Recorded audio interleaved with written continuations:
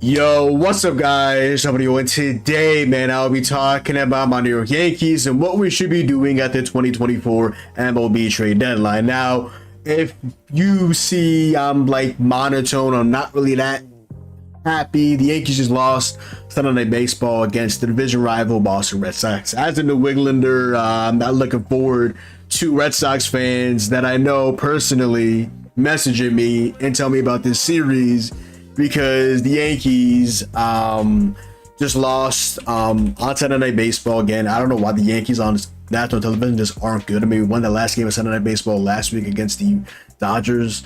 But outside of that, Fox, I don't remember us winning too much on that. The Yankees right now have the best record in baseball, the record of 50-24. They have a one-game division lead over the Baltimore Orioles, who unironically they end up playing literally the next series after the off day. So from Tuesday on, the Yankees are 5-5 in their last 10 games.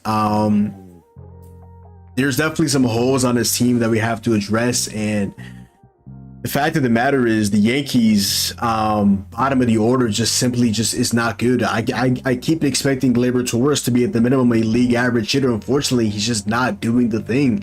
I don't trust Anthony Rizzo in the year 2024 to be good offensively. Unfortunately, he got injured today on the base loaded play, which again, this is where they lost the game. The base loaded, no out.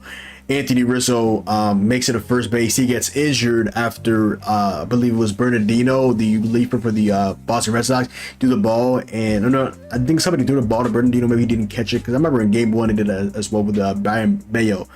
They threw the ball to him and he just didn't catch him. He ended up scoring a run off that and make it like 3-0 from a 2-0 game. But I digress.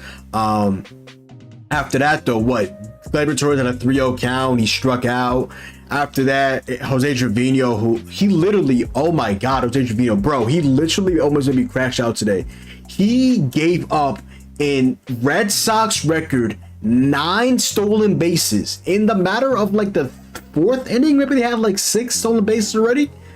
Bro, everybody, bro, even Ron Ralston was trying to steal a base from a Yankee legend. I mean, we got him out. And then I think we got Durant out at home today, but oh my God, they were just on a base pass, just making Jose Trevino in particular. He was their bench. Let's be honest. Marcus Stroman is over his leg kick. You could just run on him apparently. Not looking forward to those two teaming up in that tandem of Marcus Stroman and Jose Trevino. Jose Trevino apparently has the worst arm in baseball, like 60 out of 60 in MLB, including backup catchers. Like Austin Wells, like the bat has not been as good as Trevino this year. It's kind of depressing to be honest. He hit a 3-1 homer last time around against the Royals. But I digress once again. The Yankees lineup right now, it starts with the bottom of the order of Gleyber Torres. He's been a league average hitter every single year of his MLB career except for 1 year. And outside of that 2019 season juice ball, he hasn't hit really anywhere near 38 homers, I believe.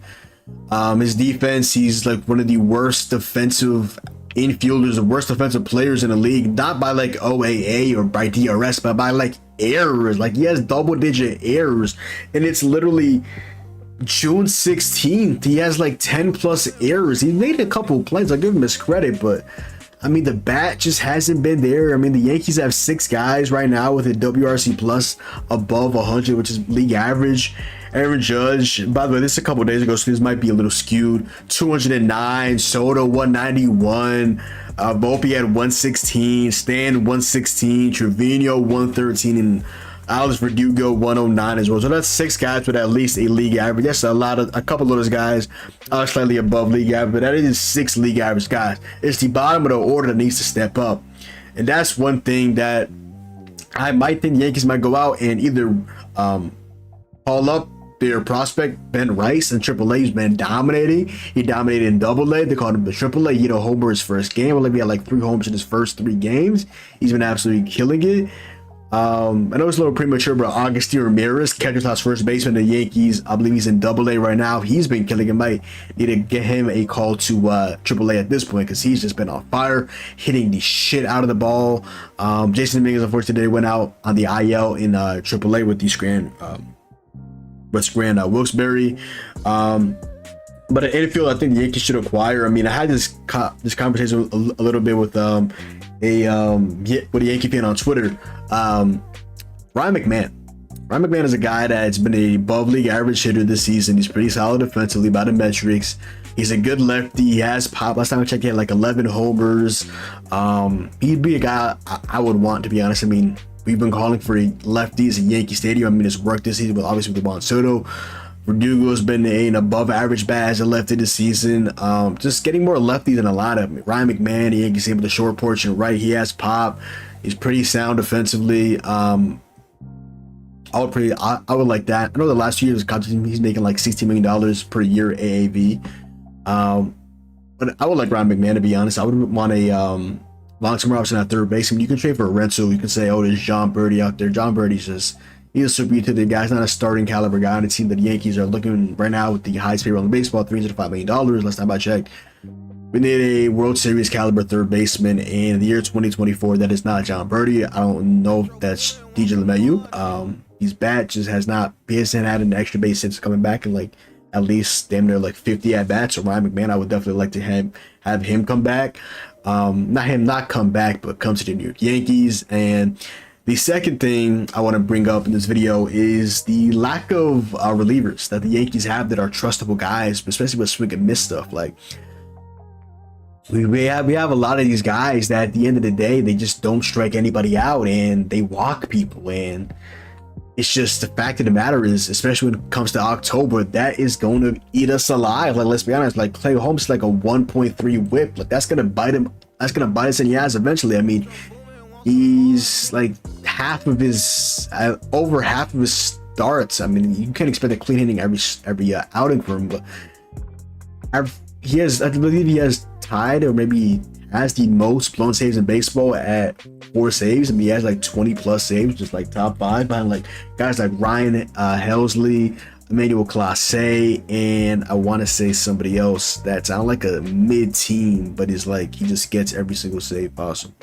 Maybe it was Ryan Helsley. I'm not too sure though. I know Clase and Helsley are up there, but I digress. So I would want some swing and miss guys. I would want some guys like a Tanner Scott, like an Andrew Nardi, Mariners, obviously, not Mariners, Marlins. Obviously, the big fish is Mason Miller. You have to trade a guy like Spencer Jones. If you didn't trade Spencer Jones for a rental in Corbin Burns or a multiple year of arbitration in Dylan Cease, would you go out and trade that for Mason Miller instead? I'm not too sure. And knowing the Yankees, they would make Mason Miller like the setup man, not even the closer, because they love Clay Holmes. But just thinking of like really like left-handed relievers, because Victor Gonzalez, I don't trust him. He gives up hard contact, doesn't strike anybody out. Caleb Ferguson's been better recently. I believe he allowed maybe a run or a couple runs tonight. He literally struck out the side like in yesterday's game, Saturday's game on Fox. But I believe we still need a reliable lefty. I mean, Caleb Ferguson still has, I believe, like at least a 5 ERA. The Victor Gonzalez ERA isn't bad. He gave a run yesterday as well. I don't really have faith in either one of those guys. I mean, tonight's game was bad when Luke Weaver was giving up run. He has like a 2.47 ERA entering this game. He's like third in the league for relievers in innings. He's above average in terms of strikeouts. His walks are better than league average. Like, he's been really fucking good this year. This guy that was getting shelled every 5th day on the Reds, on the Mariners, and he came to us and he was all right, and I returned him to like one of the most like underrated like multi-inning relievers in Major League Baseball. But Matt Blake, man, we need to get these lefties going. We need to get some swing and miss. I mean, we don't really have a setup man. I mean, Luke Weaver is really our multi-inning guy. Yes, he can set up, yes, he can close at points. We don't really have a setup man right now. Ian Hamilton right now, I do not trust him to be our setup man. Our setup man was really obviously supposed to be Jonathan Loaisiga, who ended up going down with, I believe, a UCL injury, and he's out for the rest of the season. That potentially might put the nail in the coffin for his tenure with the New York Yankees, because he just can't stay healthy, even though he's really fucking good. In my opinion, he might have the nastiest stuff out of anybody in the New York Yankees bullpen. He just cannot stay healthy to save his life. He's going to be our setup guy. Then there's going to be Ian Hamilton, but Ian Hamilton has looked like he's taking a step back from last season, especially early on in the season. He looked so good in that Astro series.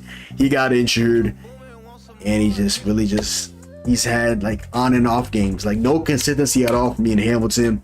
I think I was supposed to bring the strikeout stuff. Like I said, Andrew Nardi, ERA right now isn't good. If you look at it as like baseball savant, he's been unlucky. He's a lefty. I believe he gets strikeouts. Tanner Sky, he's been like a very good power lefty this season. Like I said, Mason Miller, that's just gonna cost a lot. Just get like cost, like even last year going out, we didn't really do anything to trade down. We got Keaton Middleton. He had like an over like I believe like 30% strikeout rate with the New York Yankees. I believe he's currently injured right now. He's signed with the St. Louis Cardinals. Hopefully he's good in the near future. The fact of the matter is that the Yankees need to go out and get an infielder, preferably in my opinion, Ryan McMahon, or I don't know, because who are you going to get as a rental that's just not going to, I mean, what if they trade for like Matt Chapman or something? Are they really going to trade for like a guy making like $20+ million a year, even though you can opt out for next season? But again, what would that cost? Why would the Giants sell? Infield, you can go for like a Lamont Wade Jr. I would like him, but again, on that same Giants team, why would they sell? I don't think they're too far off the wild card spot, especially now with the third wild card spot being available instead of the 2 in years past. Again, Lamont Wade hits the ball hard. He's pretty good defensively. He's a nice lefty bat. He has decent pop. I mean, yeah, I guess he would have decent pop in the with the Yankees. I think he has maybe like 2 homers this season last time I checked, but he hits the ball extremely hard. He's pretty sound defensively. He has 2 homers this year, 43 hits. Been pretty good. He definitely is a baseball savant demon, to say the least. I just want to just take a peek right here at Lamont Wade. Yeah, he definitely looks like a baseball savant demon. So hey, definitely would not mind having him with the New York Yankees. And his starters recently just have not been good. I mean, Carlos Rodon's been overperforming all season. Let's call it a spade. He had a little insanity run, and so did Marcus Stroman. I mean, those are the 2 guys that right there. Look at the baseball savant. They were due for regression and back-to-back games. The Yankees with the chance to win the series against the division rival Boston Red Sox at Fenway Park. They both shit themselves. Let's just call it a spade. You know, he did not shit themselves, even though they did walk 4 guys. Luis Hill is a guy that, again, especially when it comes to October, he might get rowdy, but right now I pencil him in as my number 2 behind Garrett Cole, who hopefully should be back for the series, potentially against the Orioles. Doubt it, but against the Braves, potentially. He had 10 Ks on 4 innings in his last start in, I believe it was AAA. If I'm not mistaken, it might have been AA, but I'm not too sure. I literally just saw it like yesterday when it just came out, but whatever. Yeah, I'm still trying to figure out who the Yankees' third starter is. I know I'm talking too early, but you would hope that the Yankees would be a playoff team. Don't want to jinx us. Same little Orioles literally right on our tail. The best record in baseball, and the Orioles still a game behind us. So that's just absolutely insane. Yeah, the Yankees need to go out, in my opinion, and get an infielder. Get relievers that have swing and miss stuff, preferably a lefty, but I would take righties. Even I mentioned him earlier, but Ryan Helsley, he would definitely cost a good amount because he's one of the better relievers in Major League Baseball. He has elite strikeout stuff. He's like one of the league leaders in saves, even though he's on a pretty mid Cardinals team. I tell you how good, how lethal he is. You thought it's gonna be hard. And then I don't know, man. I'm really missing Clark Schmidt right now. I'm trying to figure out who the Yankees' third starter is if they play up with their start today. It will be obviously Garrett Cole. It will be Luis Hill, and then prior to the Red Sox game, I was like, Carlos Rodon, even though I saw his advanced stats, I saw his underlying metrics, I saw his baseball so far, I knew he wasn't as good as he's been playing his last 7 starts. But again, you really gonna have a 7-star with a sanity run? I mean, eventually he's just gotta be maybe not on a sanity run. Maybe he just had a bad game. I don't know. I guess we'll find out in the next series. I don't know. I think the Orioles miss him, thankfully, because they crushed left-handed pitching. But hey, Garrett Cole should be back eventually. The Yankees have the best record in Major League Baseball. They lose 3 of their last 4 games. The last game against the Royals, and then games 2 and 3 against the Boston Red Sox on the road. Now you head back home to Yankee Stadium, have a day off, and hopefully the offense that's out of Aaron Judge and Juan Soto can wake up. They both homered in Fenway Park this series. Hopefully Gleyber Torres either gets the fuck off my team or remembers how to play the game of baseball. Hopefully Anthony Rizzo is fine, but if he's not, call up Ben Rice. And even if he is, call up Ben Rice. Trade for an infielder, trade for a couple relievers.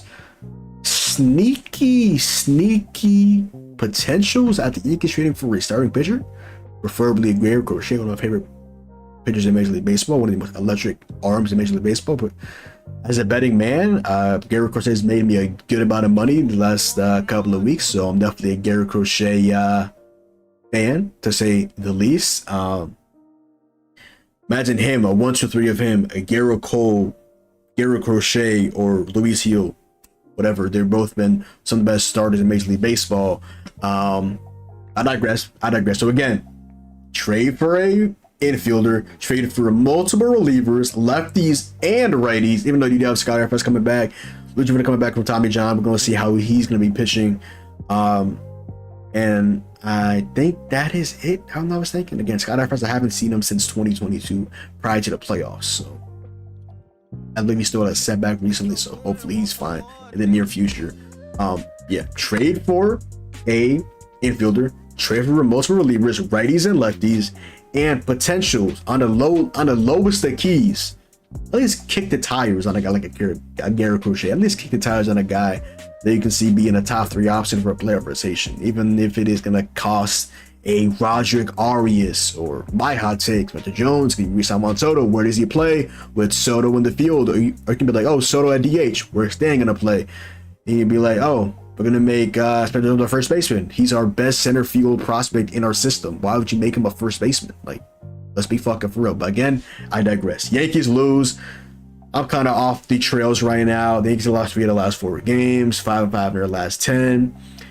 First really bump in the road in a while for the Yankees, after literally it was just rainbows and sunshine after winning the first 3 games against a good Kansas City Royals team led by their superstar and Bobby Witt Jr. Got to Seth Lugo, got a Brady Singer. They both been good this season. And then we just let Alec Marsh throw a no-hitter for 6 innings, and then Soto hit a single off of him to end that off, and then Rizzo homered, and then Opie, I think, got a hit, and then Soto gave it to 3-2, and then Clayton blew it to Michael Garcia with a sub 100 OPS plus and WRC plus, but he's just Barry Bonds with running the scoring position. But again, I digress. 10:30 p.m. I'm going to this video up. I'm gonna go eat some dinner, and hopefully by Tuesday, the Yankees continue to not continue, but play good baseball. Or as a betting man, I'll continue to bet against them and count my WAP. But other than that, y'all, that is the video. So go down below, drop a like, comment down below, sub up. Make sure to follow me on Twitch, Twitter, and TikTok. Your boy John. Hopefully, you guys enjoyed the video, and I'm out, man. Peace.